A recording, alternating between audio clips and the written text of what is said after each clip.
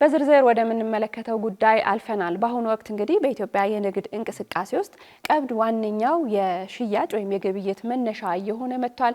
ከቤት እስከ መኪና ድረስ ባሉ ትልልቅ ሽያጮች እንዲሁም ደግሞ እስከ አነስተኛ ፍጆታዎች ድረስ ቀብድ የማይገባበት ቦታ የለም። ባልደረባችን ሃይማኖት ወርቁ በቀብድ ክፍያ ዙሪያ ያሉ መብቶችና ግዴታዎች ምንድናቸው በሚል ዝርዝር ዘገባ አሰናድታለች። እሱን እንከታተል።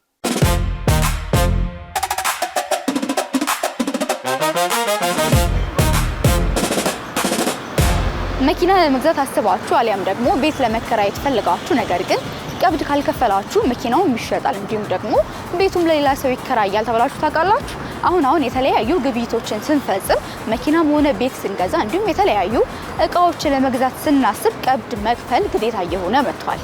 ለመሆኑ ግን ቀብድ ከፍለን እቃውን በጊዜው ባናገኘው ምን አይነት የህግ ከለላ አለን? ውሉ ሲፈርስስ የኛ መብት እስከ ምንድነው የሚለውን የህግ ባለሙያ ጋር ሄደን ልንጠይቅ ነው። አብራችሁን ቆዩ።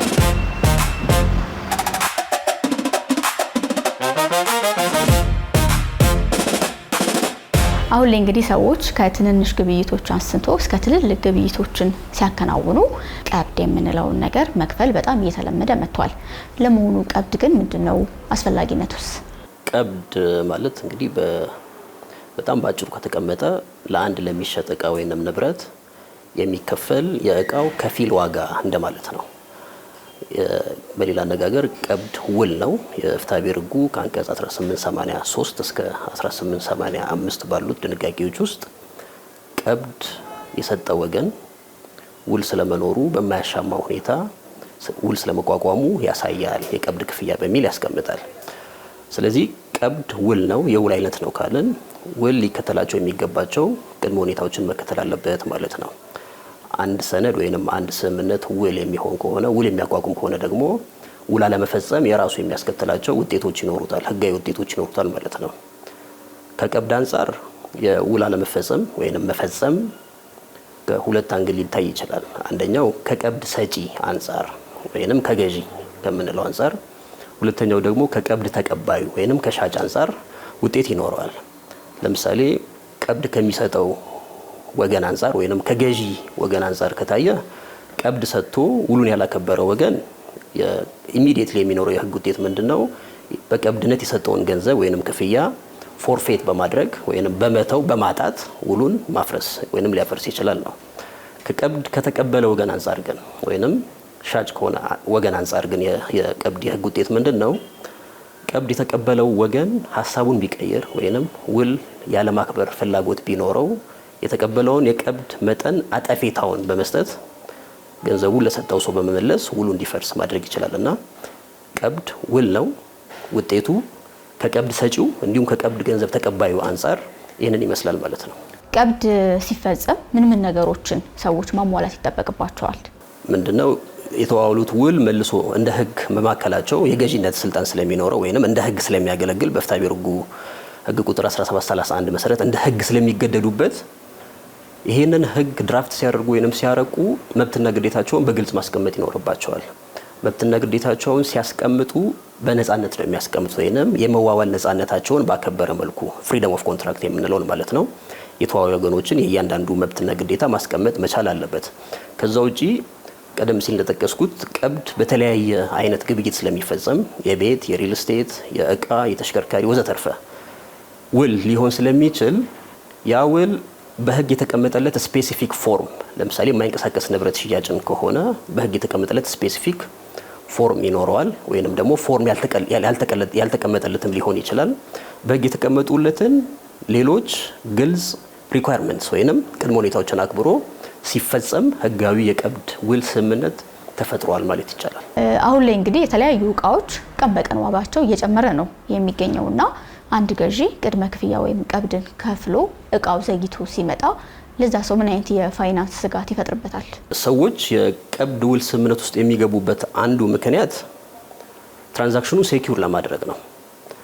ዛሬ የተደራደርሽው ትራንዛክሽን ለመግዛት የተስማማሽው ትራንዛክሽን ሻጩ በተለይ እንደዚህ ይሄ ተገማች ባልሆነ ኢኮኖሚ ውስጥ የሚኖር ግብይት ነገ እቃ ይጨምራል።